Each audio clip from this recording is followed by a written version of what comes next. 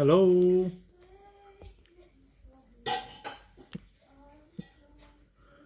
halo, welcome. Selamat datang ke acaranya kita di Johnny G Tajil. Ya, tanya Johnny G lah. Hari ini kita ada tamu spesial yang akan bahas tentang solusi keuangan untuk usaha. Beliau adalah business coach, action coach, yang sangat terkenal di Jakarta, Indonesia, dan sangat pengalaman untuk membantu para businessmen, para usahawan, wirausaha untuk bagaimana bangun bisnisnya. Jadi kita ngomong-ngomong, bincang-bincang untuk bagaimana kita bisa membantu para usaha itu uh, masalah tentang keuangan di dalam bisnis di masa-masa seperti ini. Ya, ini lagi menunggu untuk teman-teman yang lain untuk tamunya untuk gabung. Kita masih nunggu untuk bisa gabung. Oke.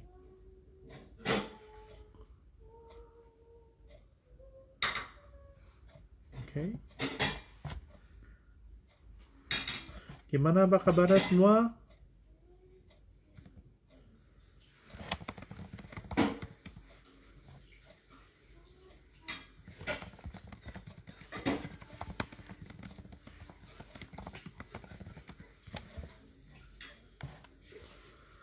Oke, sekarang saya berada di Sydney, Australia. Sydney, Australia sekarang kurang lebih jam 8 malam. Dan hari ini saya banyak lagi sibuk-sibuk mencari rumah. Udah beli tanah, lagi mencari bangun kontraktor untuk bangun rumah yang buat di tanah, di atas tanahnya. Jadi banyak lihat-lihat, ngobrol-ngobrol, dan untuk kita bisa nikmati, untuk kita bisa tinggal ya kan. Jadi kemarin banyak lihat-lihat, survei-survei, lihat desain rumah seperti apa. Nah, di Australia sekarang cuacanya udah mulai masuk ke spring tapi masih agak dingin kadang-kadang. Jadi hari ini kemarin malam hujan, jadi pagi itu agak dingin ya. Jadi masih ada sejuk-sejuk itu, suasananya masih nyaman dan enak-enak sekali ya. Jadi hari ini topik kita akan bahas adalah solusi keuangan untuk usaha. Dalam kondisi pandemi seperti ini, banyak usaha-usaha yang mungkin ngalamin masalah dengan keuangan, jadi bisa untuk kita ngobrol-ngobrol bagaimana cari solusinya. Wis, ada Madam Engkusin, welcome.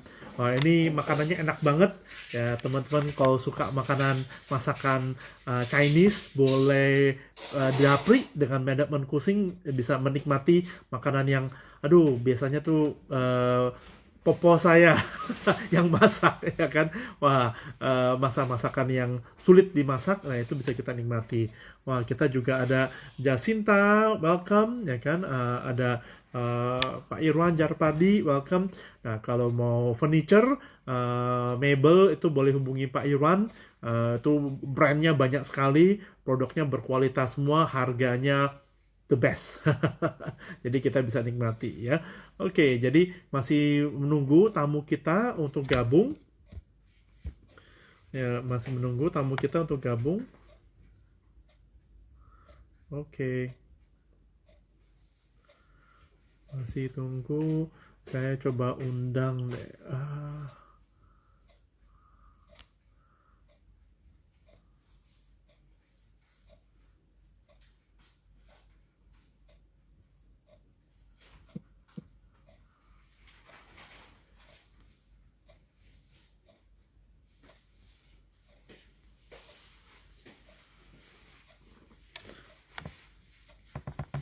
Oke. Dan situasi sekarang kita tahu bahwa Jakarta baru umumin akan PSBB lebih ketat lagi nih hari Senin. Banyak pengusaha tidak siap dengan PSBB yang lebih ketat lanjutnya lagi. Jadi ini yang menjadi tantangan buat kita pengusaha untuk bagaimana bisa tetap berkarya di situasi PSBB.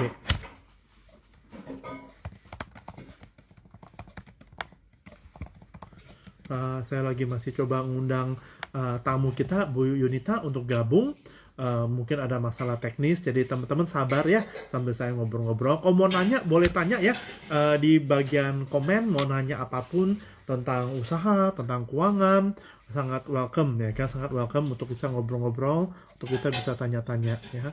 Jadi eh, untuk bisa kita diskusi dan kita bisa saling saling saling tukar pikiran dan siapa tuh menjadi solusi buat bantu kita ya. Oke, Bu Yunita kayaknya sudah gabung. Saya coba.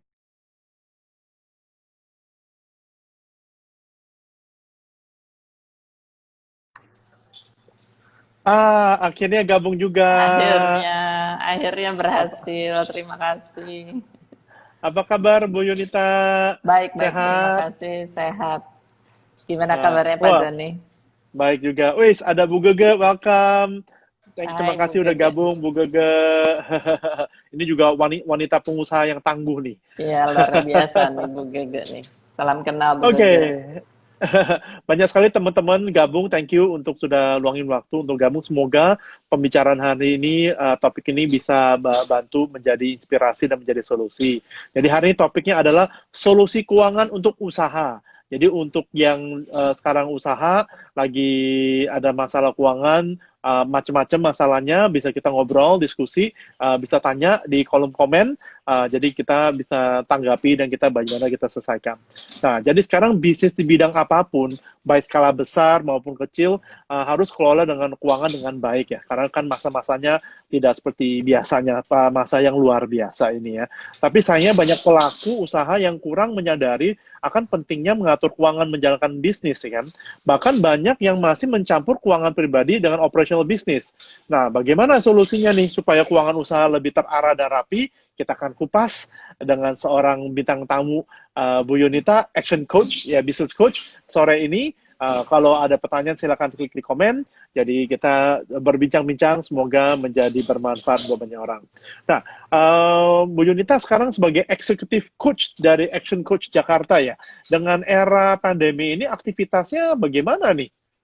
Oke, terima kasih pertanyaannya Pak Joni. Oke, jadi saya itu business coach dan executive coach. Kalau Hmm, business coach itu fokus ke bisnisnya, dalam artian hmm, hmm, kita memantau sampai dengan kinerja bisnisnya. hmm. Kalau kinerja bisnis kan kita tahu pasti ukurannya adalah omset, profit, punya Hmm, cash apa hmm, enggak gitu kan hmm, selanjutnya hmm, ya. Jadi hmm, mungkin hari ini saya lebih fokus sebagai business coach kali ya. Kalau hmm, executive hmm, coach itu lebih ke pengembangan individunya sebagai hmm, pemimpin, hmm, hmm, sebagai hmm, manajer gitu kan ya. hmm, hmm, Jadi hmm, kalau sebagai executive coach saya tidak ngikutin angka-angka bisnisnya, pencapaian hmm, bisnisnya, goals bisnisnya, tapi hmm, lebih ke perkembangan individunya. Jadi hmm. sekarang hari ini saya lebih fokus untuk sebagai business coach. Business coach. Sip. Iya, Nah, di action. justru ini kan dengar-dengar nih kan akan PSBB lagi nih di Jakarta akan Mm-mm. ketat banget nih. Mm. Menurut Coach Yonita ini gimana nih dampaknya kepada para pebisnis nih? Ya, jadi tentunya berdampak dari beberapa jadi bisnis tuh kita di Action Coach ngelihatnya dibagi jadi saat ini setiap ada perubahan bisnis itu kita bagi jadi 4 area. Satu Hmm, bisnis yang benar-benar terpuruk karena adanya perubahan ini. Perubahan ini kan bisa karena resesi, bisa karena pandemi atau apapun. hmm, Ya, hmm. terpuruk tuh benar-benar mungkin income-nya bisa kaget-kaget ke 0% atau 10% doang. Wow. Wow, Ya kan? wow. Kayak kita kalau lihat Hmm, travel bisnis, service bisnis hmm, untuk non health gitu kan ya benar-benar anjloknya luar biasa. hmm, Itu yang kita hmm, bilang benar-benar terpuruk gitu. Nah, hmm, ini hmm, terus yang kedua adalah bisnis yang tergelincir. Ya, tergelincir. Jadi terpleset aja nggak sampai jatuh. Kalau tadi terpuruk jelembab gitu kan ya. hmm, hmm, Nah, hmm, terus ada yang ketiga, bisnis yang aman-aman aja gitu. Ya hmm, hmm, kan? hmm, Nah, yang keempat adalah bisnis yang malah naik daun. Ya kan? Kayak hmm, bisnis hmm, kesehatan sekarang kan naik daun banget gitu hmm, kan. hmm, hmm, Ya, hmm, jadi kita membaginya ke 4 kelompok itu. Lalu di setiap kelompok caranya kita mendampingi para pebisnis untuk bisa survive gitu. Yang naik daun pun harus survive kan, kalau nggak bisa deliver service-nya standar service gitu. Jadi cara kita mendampingi mereka menghadapi situasi ini juga beda-beda gitu. Nah, kan Action Coach sudah cukup lama ya kalau nggak salah di Jakarta ya. Yap. Boleh tahu udah berapa lama? Oke, jadi kalau kita ngomong Action Coach itu kan sebenarnya sebagai global company ya, global company yang punya visi adalah untuk membawa kelimpahan di dunia melalui reedukasi bisnis. Ya, jadi kita fokus pada pebisnis tentunya, supaya bisnisnya bisa terus bertumbuh menjadi bisnis yang multi-year sampai ratusan tahun. Hingga kan lebih banyak orang bisa berkarya di situ gitu kan. Bayangin kalau bisnisnya baru sebentar udah tutup, berapa orang yang harus kehilangan pekerjaan kan. Jadi cita-cita untuk membangun kelimpahan di dunia bisa terlupakan gitu. Terganggu. Jadi makanya tujuan utamanya itu hingga kita fokus banget untuk mendampingi para pebisnis untuk terus tumbuh dan tumbuh lagi gitu. Terus kalau dibilang udah berapa lama, kita saat ini di dunia kita ada di lebih dari 70 negara dengan keberadaan 27 tahun. Ya, kalau di Jakarta kita udah tahun ke-17. 17, wow. Iya, udah jadi ya. Udah lama. Dan berarti nasabahnya cukup banyak juga. Boleh tahu kira-kira udah bantu banyak pengusaha berapa banyak nih selama 17 tahun ini? Banyak banget. Dan kita kan ada di beberapa kota juga, ya kan? Jadi banyak dalam artian udah lebih dari ratusan lah. Ratusan ribu. Wow. Ya, kecil maupun besar ya, termasuk UKM yang disponsori oleh korporasi juga termasuk ya. Jadi buat teman-teman kalau mau tanya-tanya soal bisnis, bagaimana bisnisnya lebih baik lagi, atau bagaimana sebaiknya di masa-masa seperti ini, jadi bisa ngobrol dengan Coach Yunita, ya kan, untuk diskusi-diskusi, cari solusi. Kadang-kadang kita butuh istilahnya kayak tenis player yang terkenal pun, Andre Agassi, top player pun masih butuh coach, ya kan, untuk bisa lihat dari samping itu stroke-nya kah, apakah ininya apa yang perlu diimprove ya, apalagi bisnis kan. Kadang-kadang kita mumet sendiri, pusing sendiri, capek sendiri, tidak ada sparring untuk ngobrol ya kan. Ternyata arahnya salah, ternyata ada solusi yang lebih baik lagi, ternyata ada cara yang lebih baik lagi, dan itu bisa hemat waktu, hemat biaya, dan mendapat hasil yang lebih besar dan lebih dalam waktu lebih singkat. Jadi buat teman-teman kalau mau diskusi, mau belajar, bisa ngobrol sama Bu Yunita, Coach Yunita ya, untuk soal bisnis-bisnis bagaimana supaya lebih baik lagi. Nah, jadi dengan kondisi gini, para klien kan banyak klien nih yang ada itu mengalami 4 hal itu. Nah, bisnis Action Coach sendiri bagaimana? Apakah terganggu di termasuk 4 kategori itu? Kira-kira terganggunya seperti apa gitu? Ya, di awal sangat-sangat terganggu gitu ya. Ketika apalagi kita lihat ada mungkin lebih dari 30% klien kita adalah klien yang terganggu gitu kan. Dengan sendirinya itu juga mengganggu kami kan. Tapi kembali fokusnya kami adalah apapun kondisinya mereka, bagaimana kita bisa membantu mereka mendapatkan solusi, ya, mencari jalan keluar berdasarkan tujuan bisnisnya, berdasarkan kapabilitas organisasinya atau timnya, gitu ya, kekuatan asetnya, aset dalam hal ini adalah orang, peralatan produksi dan lain-lain. Kemudian mereka bisa dialihkan kemana? Misalnya kalau tadinya mereka bisnisnya adalah membuat pegas untuk otomotif gitu, ya kan? Pegas untuk otomotif, kalau otomotifnya turun tentu saja turun. Jadi kita bantu untuk memikirkan, oke, kemampuan dia kan bikin pegas. Semua asetnya, semua skillnya ada di situ. Gimana pegas kita sekarang alihkan ke industri yang naik daun, gitu. Ya, jadi kita sekarang si klien dibantu untuk bisa supply masuk ke industri baru, industri yang naik daun tadi, gitu. Jadi kan akhirnya bisnisnya bisa continue. Betul. Ya, Betul, ya, betul, jadi betul. beberapa hal dilakukan demikian. Tujuannya adalah supaya mereka bisa kembali bangkit. Contoh yang biasanya bikin corporate gift gitu kan, jagoannya bikin produk, banyak tim penjahitnya, produksi dan lain-lain. Terus kita alihkan lagi ke industri yang sedang naik daun, bikin APD, bikin masker dan lain-lain. Itu benar-benar terbantu banget gitu. Itu dari sisi mengalihkan kemampuannya untuk hal yang produktif di kondisi yang berubah gitu. Ya, blessing in disguise. Kalau ntar industrinya sebelumnya bisa balik, dia mungkin punya Double. pilar baru gitu kan.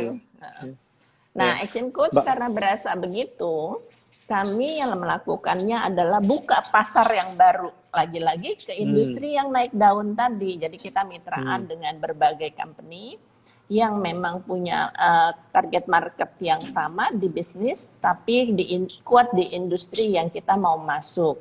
Nah, akhirnya kita mulai bangkit juga dengan klien-klien baru di industri yang baru. Jadi kita punya pintu baru gitu. Kalau tadinya kita nggak fokus ke industri itu, jadi kita mulai ke sana. Nah, itu penting banget tuh. Ya, penting banget. Soalnya kadang-kadang aku ketemu banyak para pengusaha ya, masih misalnya stres, mumet, ya kan, karena kondisinya terpuruk, ya kan.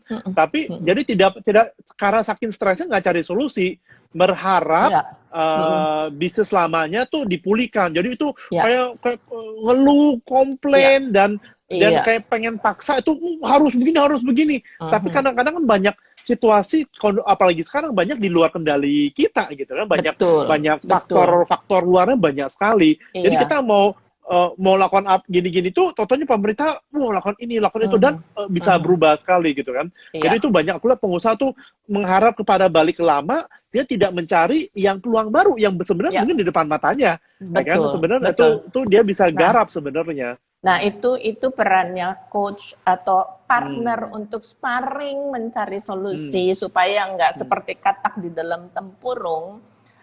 Jadi kita memang butuh partner untuk diskusi kan, apalagi untuk para owner yang gapnya jauh banget dengan timnya gitu. Mungkin juga nggak punya teman untuk berdiskusi kan.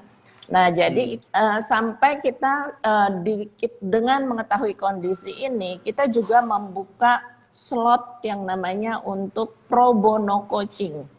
Even buat non-client. Jadi terbuka ya buat teman-teman bisnis yang ada di sini. Kalau Anda punya tantangan apapun di bisnis Anda hari ini, jadi jangan nunggu pandemi lewat, kita nggak tahu kapan lewatnya, ya.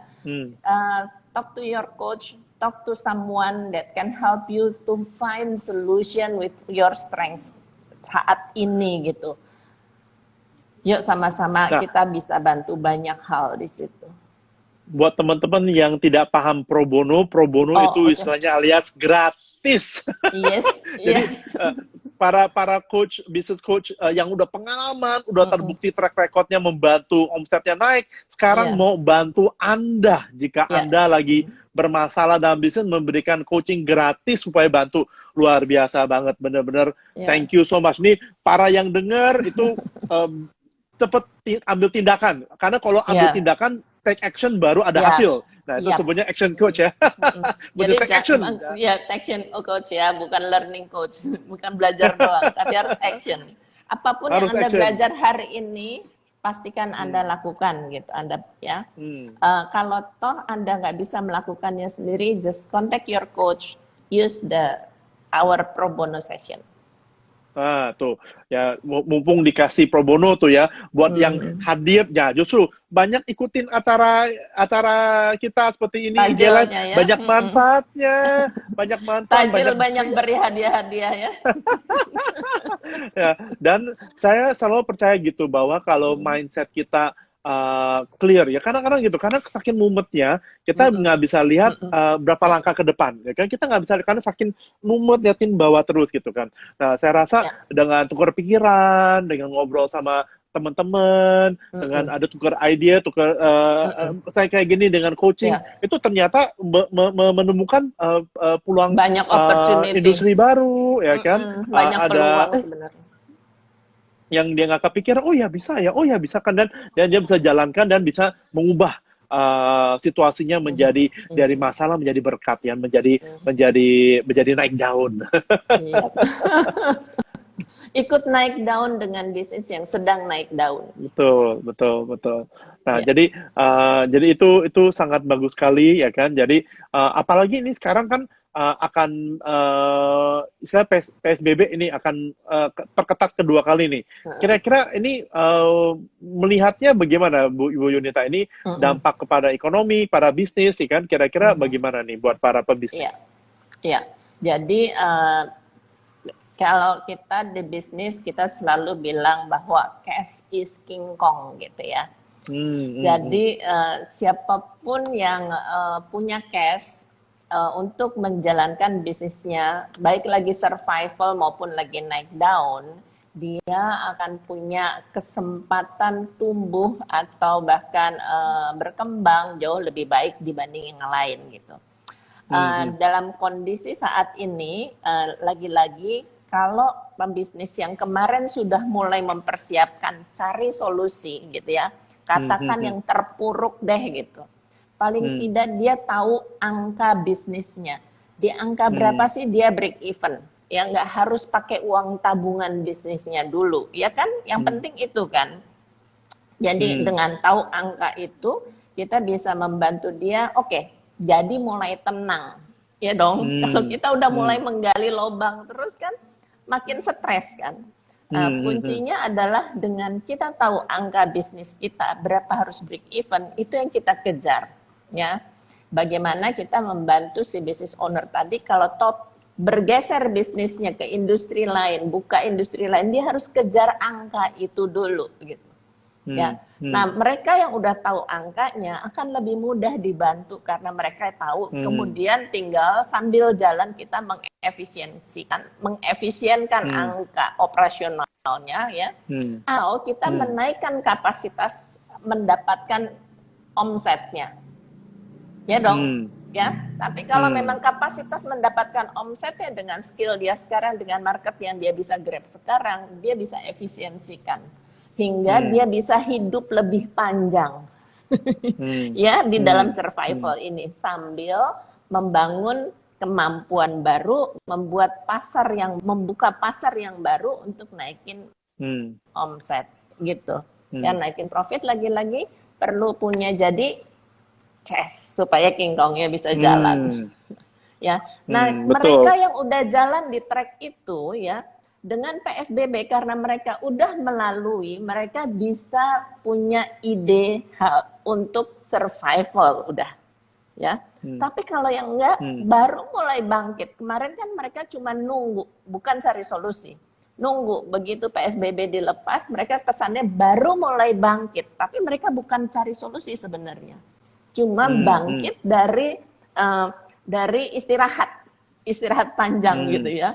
Nah, jadi sebenarnya mereka belum tahu solusinya apa. Nah, sekarang udah nggak saatnya lagi menunggu boleh sampai PSBB dibuka. Marilah sama-sama kita cari solusi sesegera mungkin. Supaya kapanpun itu PSBB dilepas, kita tetap bisa survive.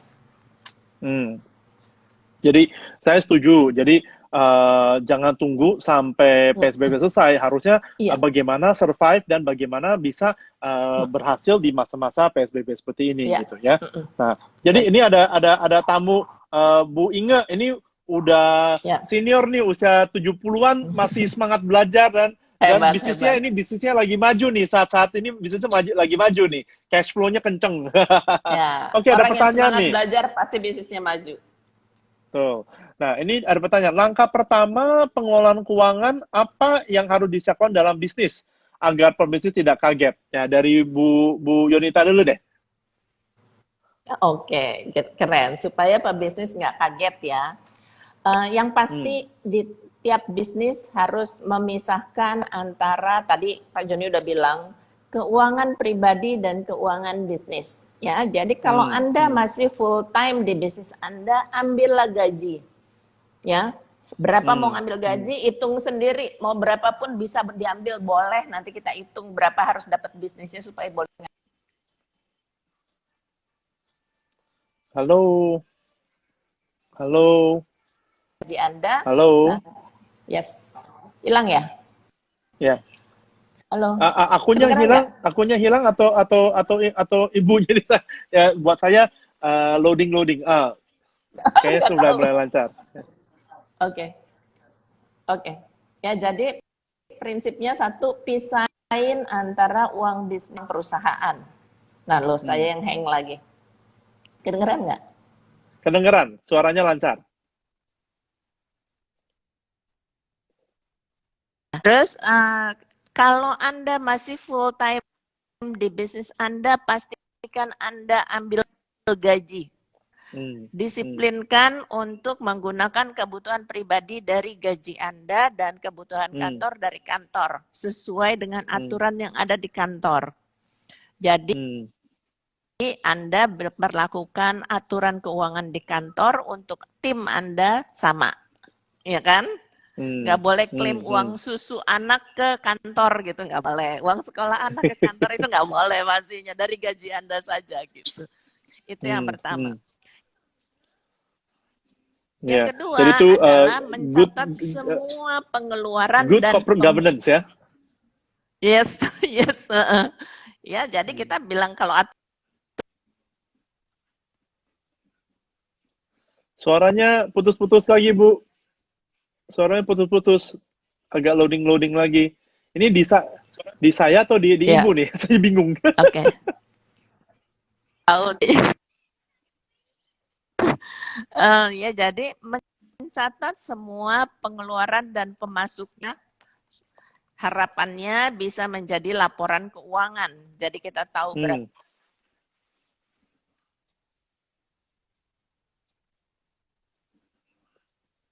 asetnya. Oke. Hmm. Suaranya hilang ya. Suaranya Bu Yunita hilang.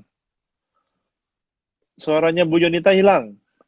Coach Coach Yunita suaranya hilang.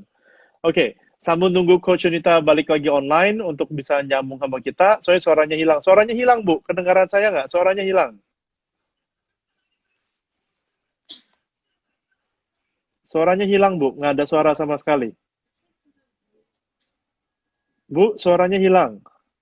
Oke, sambil tunggu Ibu Yunita suaranya bisa kembali lagi.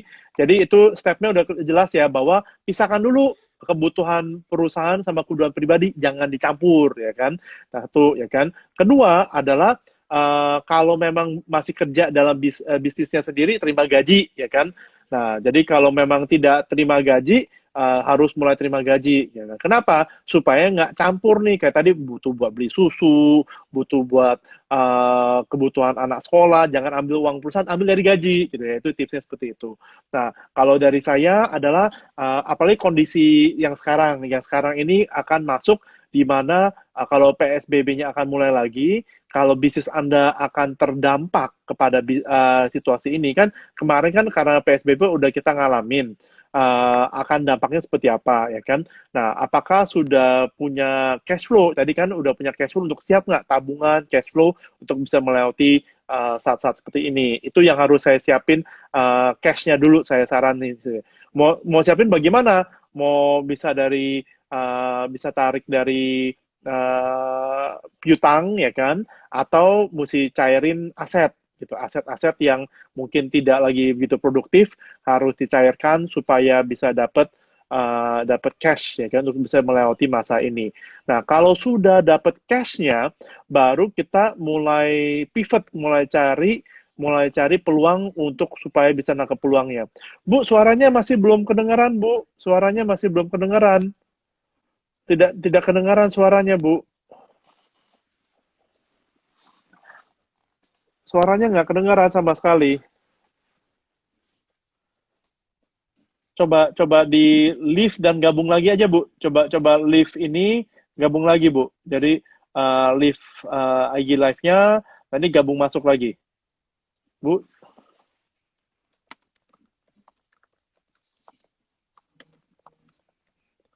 ya. Soalnya di masa-masa nanti kalau PSBB terganggu, pasti butuh cash. Kalau tidak siapin cash-nya dulu, nanti kaget dan bisa aja tidak ada cukup cash untuk bisa lakukan tindakan apapun. Jadi kalau saran saya, selain tadi memisahkan kebutuhan pribadi dan perusahaan, adalah persiapan untuk cash tunainya atau apa yang liquid yang siap buat dapetin cash. Ya, karena kalau di masa-masa sekarang, kalau tidak ada tunai, tidak bisa bergerak dengan aset yang besar, profit yang besar, tapi tidak bisa kita nikmat, jadi tidak bisa juga tidak bisa gitu ya. Jadi kita sambil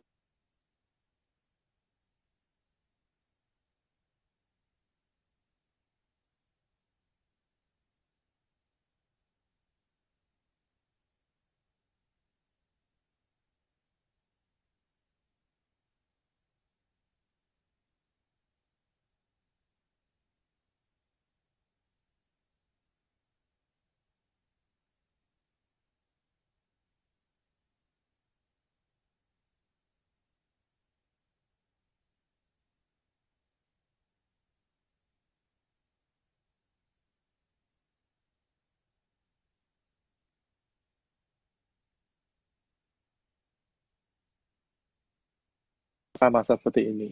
Nah, kita kan tidak pernah mau tahu, tidak maulah mengalami masalah yang terpuruk, jadi kita harus jaga-jaga.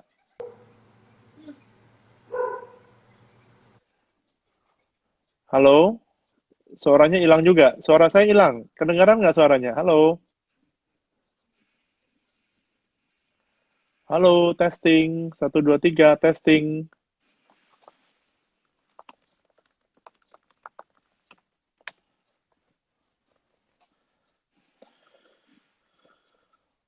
Halo, testing.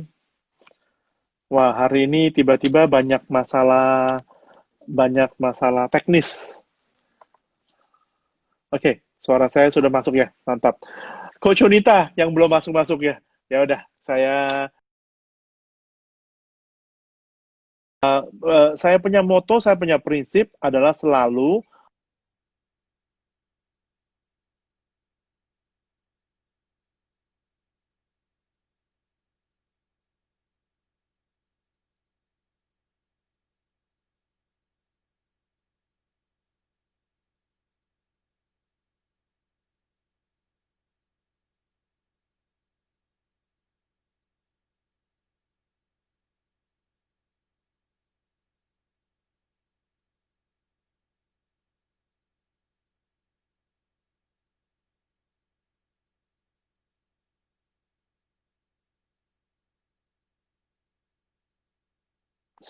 suara saya kedengeran.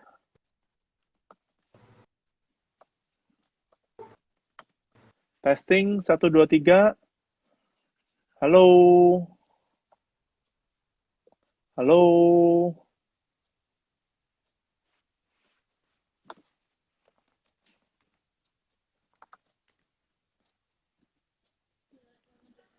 halo,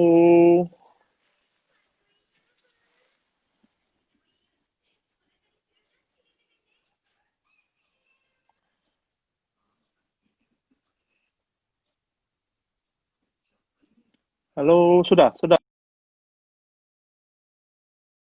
switch ke handphone punya data. WiFi di rumah mungkin lagi.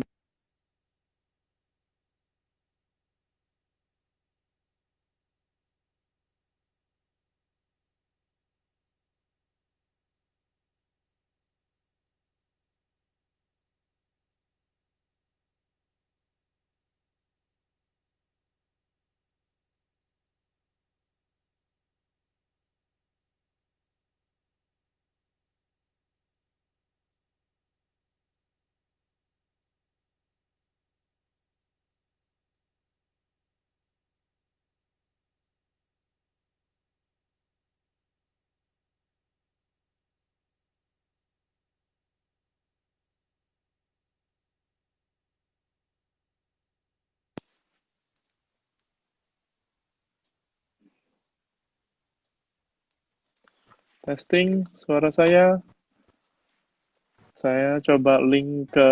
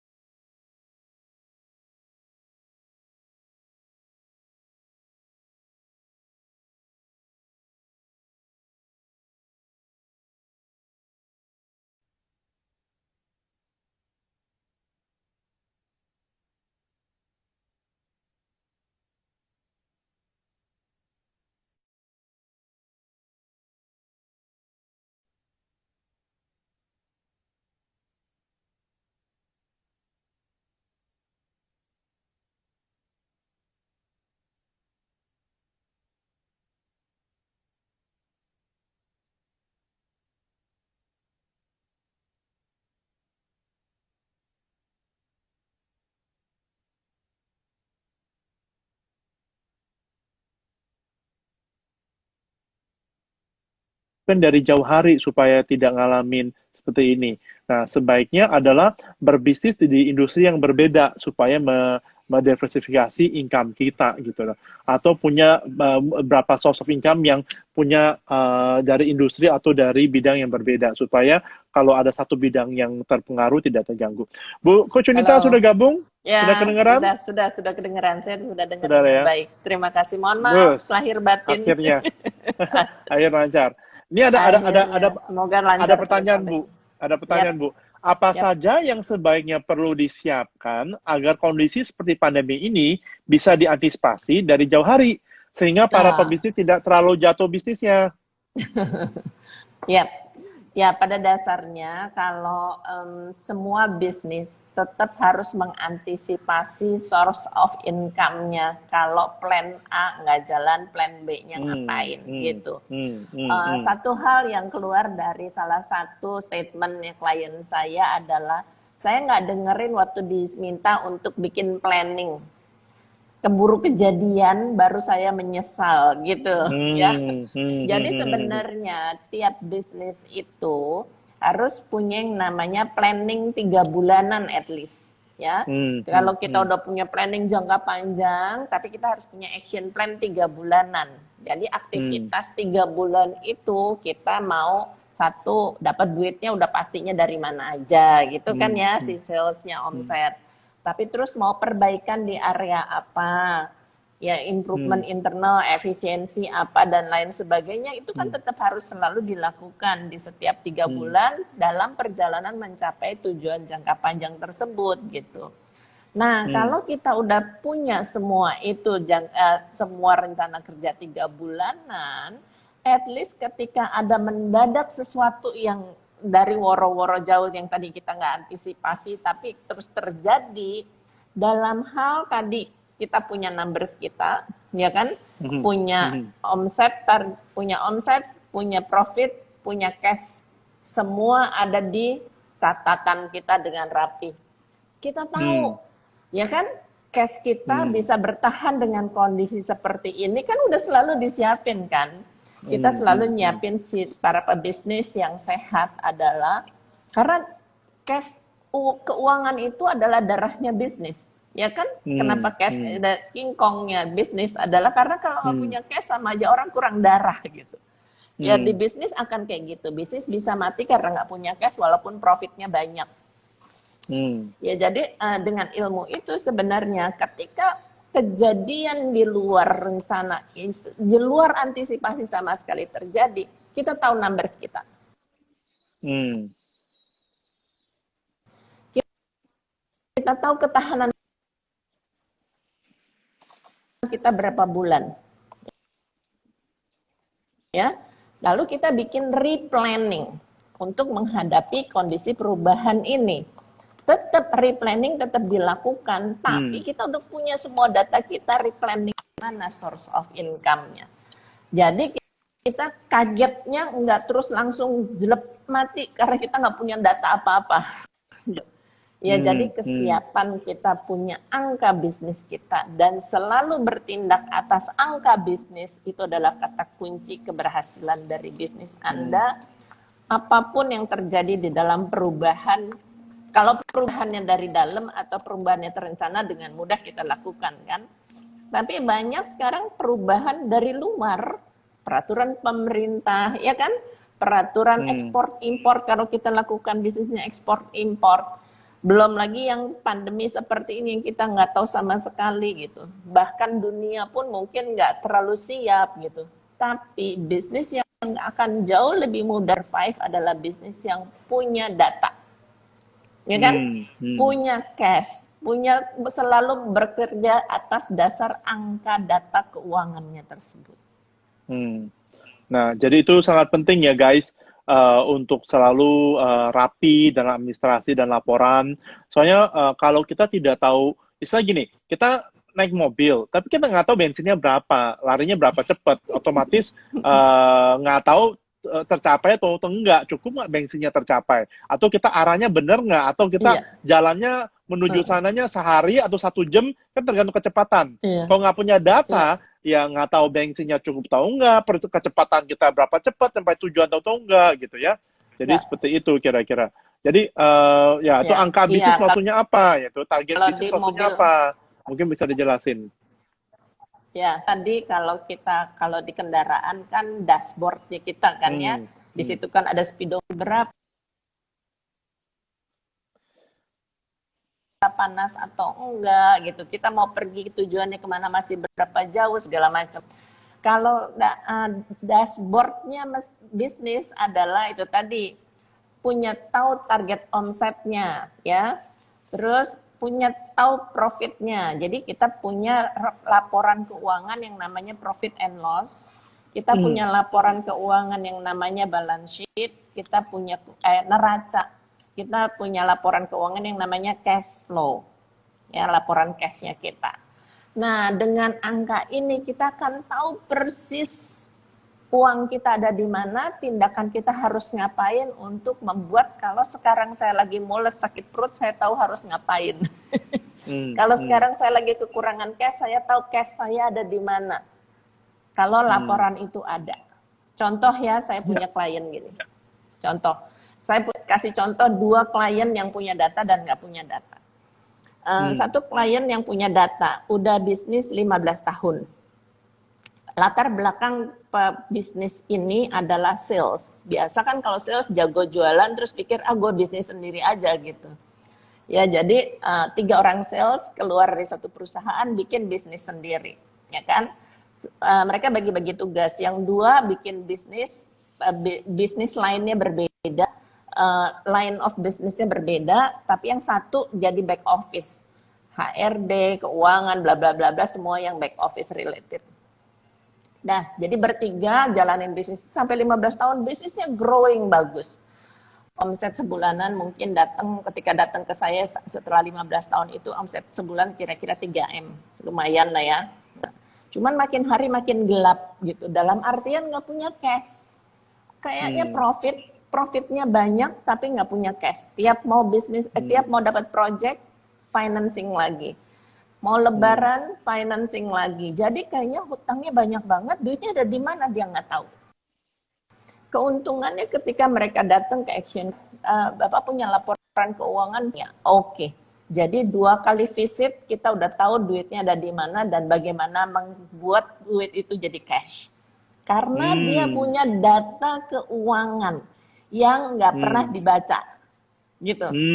Iya kan? Jadi lagi-lagi di sini pembelajarannya adalah data keuangan satu perlu punya, kedua bertindaklah berdasarkan data keuangan tersebut, gitu. Ya, karena dia nggak bertindak berdasarkan data keuangan, asik-asik aja jualan gitu kan, asik-asik aja deliver, tapi duitnya nggak tahu di mana gitu. Nah, dengan adanya data keuangan cepat bisa dibantu, itu keuntungannya, ya kan? Nah, case kedua adalah klien yang datang anak muda umurnya 24, bisnisnya datang dengan catatan dengan bilang, berapa sih bisnisnya on profitnya? Mungkin 3% sebulan. Enggak sih, kita ngitungnya 6 bulan sekali. My God, 6 bulan 3% ngapain kan? Jadi terus, oke deh, sekarang kita ada laporan keuangannya? Enggak, kita cuma hitung-hitungan aja dari stok, dari duit yang ada tiap 6 bulan, terus bagi-bagi hasil gitu. Wah, keren nih. Berapa omsetnya sebulan? Terus kita, data keuangan. Mulai beresin semua data di kantor, termasuk inventory, uang keluar masuk, masuk ke barang import, ini importir.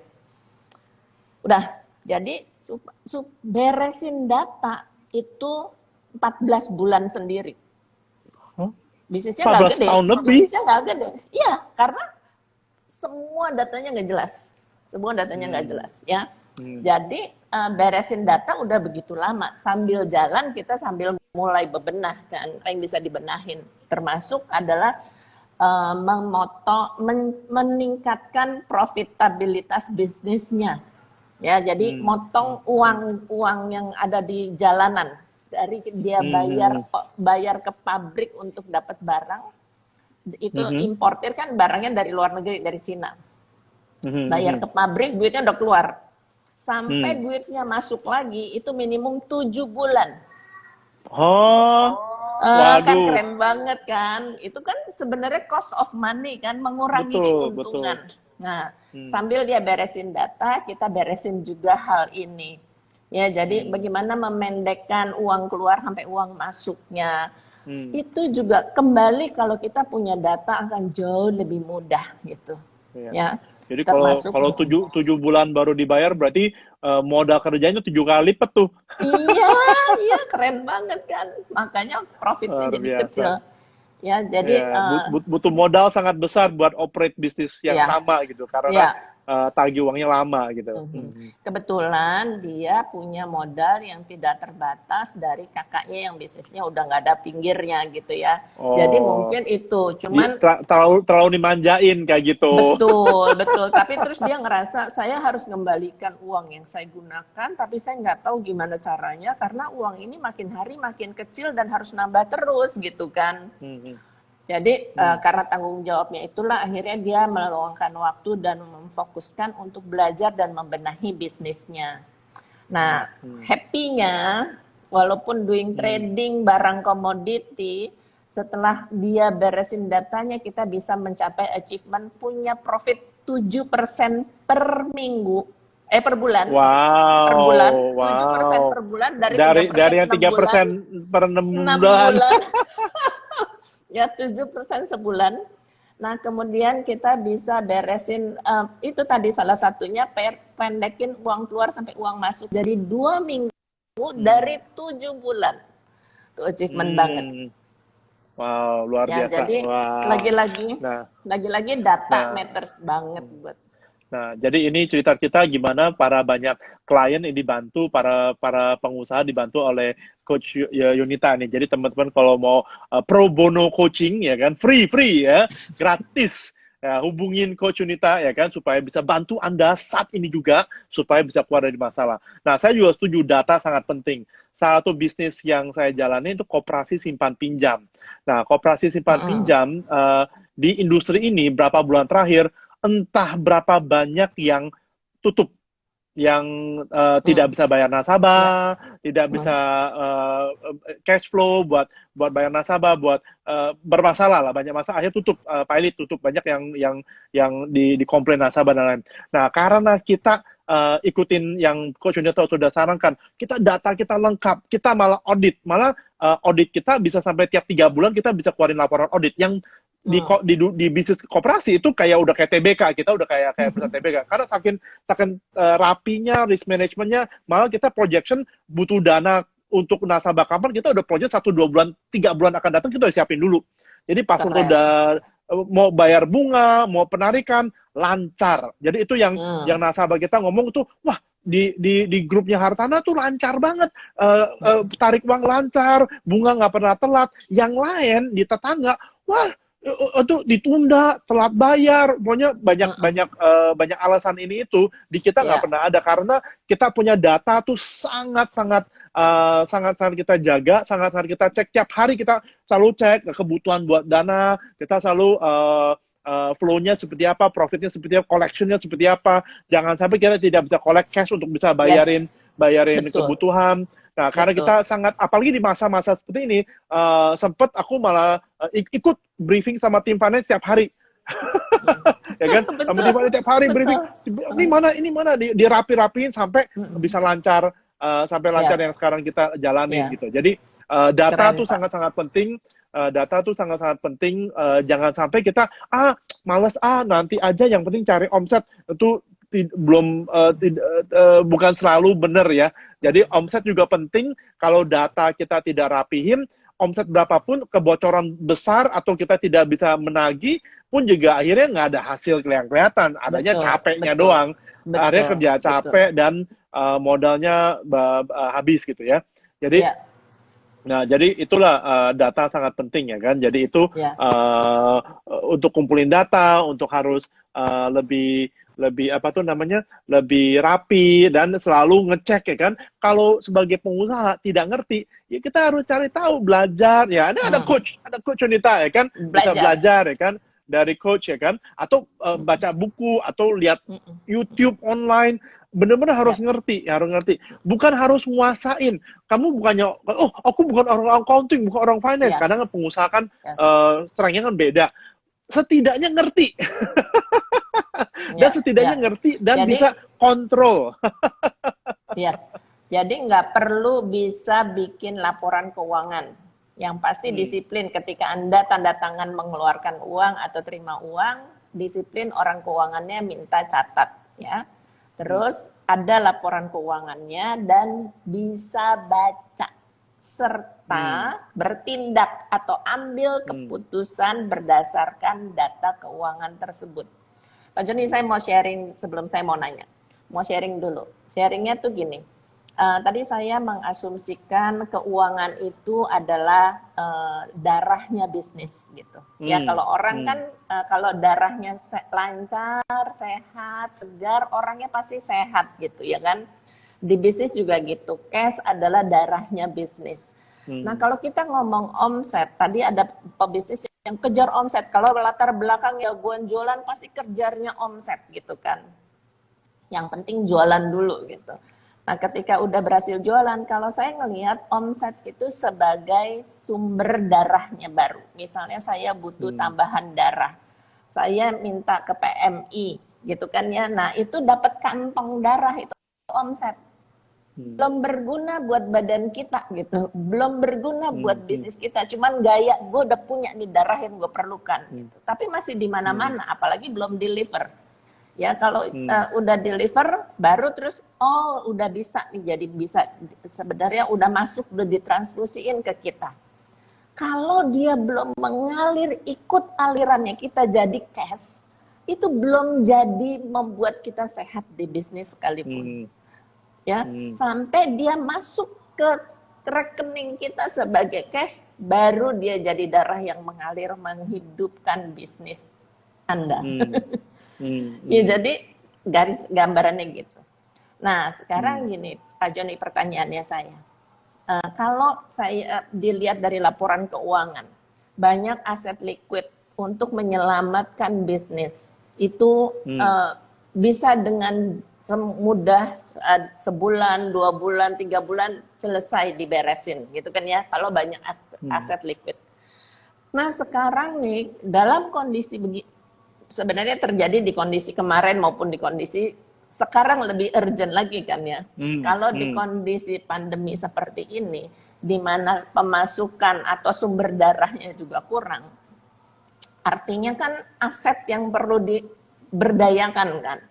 Nah, Betul. pertanyaannya, kalau asetnya tidak liquid, dalam artian Hmm. bentuknya mesin, gitu kan? Hmm. Kalau jual mesin kan sama aja jual besi loakan kan. Betul. Terus Betul. inventory-nya juga yang bentuknya kalau kita bilang inventory yang fast moving, oke. Tapi karena bisnisnya saya inventornya sekarang nggak valid gitu kan, jadi slow moving, nggak bisa diduitin segera. Terus saya punya banyak properti gitu kan. Nah, sekarang bagaimana membantu company seperti ini, Pak, sebagai Bapak, sebagai organisasi yang punya bergerak di bidang finansial gitu. Bagaimana bisa membantu organisasi seperti ini keluar dari permasalahan cash-nya? Bagaimana Oke. tuh, ya?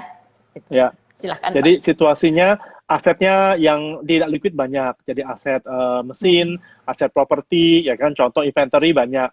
Dia aset yang liquidnya sangat minim lah ya kan. Itu jadi situasinya. Bagaimana membantu mereka untuk supaya dapat cash. Terus terang, prevention is always better than cure. Ya kan? Pencegahan lebih baik daripada pengobatan. Udah sekarat kondisi gini dan dia di situasi seperti itu, dia mau lepas aset, mau dapat liquidity itu sangat sulit sekali. Betul. Ya, sangat sulit sekali.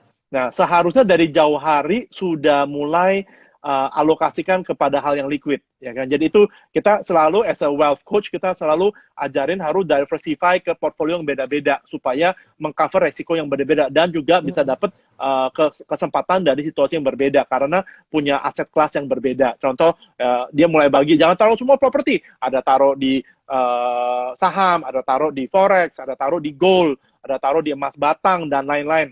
Jadi situasi gini, emas batang harganya lagi naik. Dia bisa liquidity itu jadi liquid. Ya, asetnya harusnya diversifikasi kepada aset kelas yang berbeda. Itu prevention. Nah, tapi kondisinya sekarang seperti ini, ya kan? Apalagi gini, sekarang lagi situasi yang luar biasa di mana seluruh dunia itu lagi ngalami pandemi seperti ini. Jadi bukan cuma usaha satunya. Kalau usahanya dia doang yang ngalamin, dia bisa ke bank, untuk bisa refinance, untuk dia jual propertinya itu lebih gampang. Kondisi sekarang semua orang butuh cash, bank juga butuh cash, ya kan? Orang belum tentu mau beli properti karena sekarang bank tidak memberikan kredit untuk beli properti. Minim, nggak banyak yang berikan. Sangat sulit sekali. DP-nya harus sangat besar. Jadi itu supaya mereka menjaga resiko. Jadi otomatis peminat beli properti jadi menurun dan jadi sebenarnya harga properti jadi menurun. Jadi sebenarnya kalau yang punya cash sekarang very good time bisa beli banyak barang-barang diskon, ya kan? Ini kemarin kan baru pengumuman PSBB, saham anjlok, saham anjlok. Nah, saya sebenarnya udah antisipasi nih. Iya, saya udah antisipasi karena ini bakal kondisi gini nggak gitu akan crash. Aku siapin cash, pas turun shopping saya beli. Saya cepat beli. Apa yang diskon beli. Yang merah-merah, beli banyak hari ini ambil beli semua. Wah, kalau saya lepas untung 5-6% dalam sehari. Luar biasa. Ya kan? Again, it's about the preparation. King Kong ya. Ya, cash is King Kong. Jadi yang punya cash bisa lihat peluang seperti itu. Dalam sehari saya dapat 5-6%. Sehari, one day. Ya. Belum tentu besok hari bisa dapat hal yang sama. Tapi ini pas momentum. Ya kan? Orang yang punya cash bisa ambil opportunity dan momentum gitu loh. Jadi sebenarnya karena persiapan baru bisa mendapatkan peluang seperti ini. Nah, kalau dalam kondisi seperti itu, ya benar-benar dia mau jual propertinya atau refinance itu nggak gampang. Dan banyak perusahaan itu malah menjaga banyak hotel-hotel coba menjual propertinya. Jadi sebenarnya yang paling mudah adalah dia coba jual, tapi ya itu is not easy. Apalagi kalau dia butuhnya mendesak, property is solid but not liquid. Ya, betul, Ya kan? betul. Is solid but not It's liquid. good investment and solid ya. Iya, tapi kalau dia nggak ada likuiditas, dia nggak bisa jaga propertinya, nggak bisa jaga asetnya. Jadi itu, jadi mau nggak mau, it's a learning experience untuk jangan sampai terjebak kepada tidak ada likuiditas. Jadi itu sebenarnya fungsinya wealth coach untuk setahun sekali ngobrol untuk ngecek keuangannya, jangan sampai tidak balance, jangan sampai asetnya terlalu berat di satu hal, akibatnya exposure kepada resiko di area itu kelihatan gitu ya. Jadi gitu. Jadi itu sih yang saya boleh sharing. Nah, Bu, karena waktu tinggal 1 menit, saya coba rangkumin apa yang kita bahas dalam pembicaraan ini. Semoga teman-teman bermanfaat. Satu, cash is king, harus jaga cash flow dalam kondisi perubahan seperti ini. Harus gimana supaya dapat cash? Bisa banyak caranya. Tadi gimana supaya dapat cash? Ya, tingkatin income atau kurangin expense. Itu langsung cash flow nambah. Cuma 2 cara. Tingkatin expense, tingkatin income atau kurangin expense. Itu langsung instant cash flow. Atau yang piutang-piutang yang selama ini kita kasih customer, itu kita lupa, kita harus collect. Ya, jadi kita harus collect. Tadi udah bahas sedini mungkin. Dari dulu 8 bulan dipotong jadi cuma 2 minggu atau seminggu supaya secepat mungkin proses invoice dan collection secepat mungkin, ya kan. Dan saya terusan karena pengalaman banyak dulu, jadi maunya bisnis yang cash only. langsung bayar di depan. Saya nggak mau customer bayar di belakang, itu saya udah pusing dulu. Itu banyak yang kayak gitu. banyak resiko. Nah, jadi itulah gimana atur supaya bisnisnya Anda bisa terima cash di depan. Itu sebenarnya punya banyak strategi. Nah, itu banyak tanya business coach how to turn your business into cash business. Banyak strateginya. Ya, cash business. Ya, itu sebenarnya itu seperti itu. Nah, jadi sharing hari ini adalah seperti itu. Semoga teman-teman terima manfaat dari sini. Kita masih banyak video-video lain. Saya masih ada di video-video di profil saya untuk pembicaraan beda-beda. Semoga sesi ini bisa bermanfaat. Thank you banget nih, Coach Yonita. Kalau teman-teman mau terima kasih buat para pengunjung coaching yang sudah hadir. pro bono yang gratis, langsung DM hubungi Coach Yonita. Take action, langsung minta konsultasi supaya mengubah bisnis Anda supaya menjadi naik daun, ya. Oke, thank you semua. Terima kasih, sampai ketemu. Bye-bye. Bye.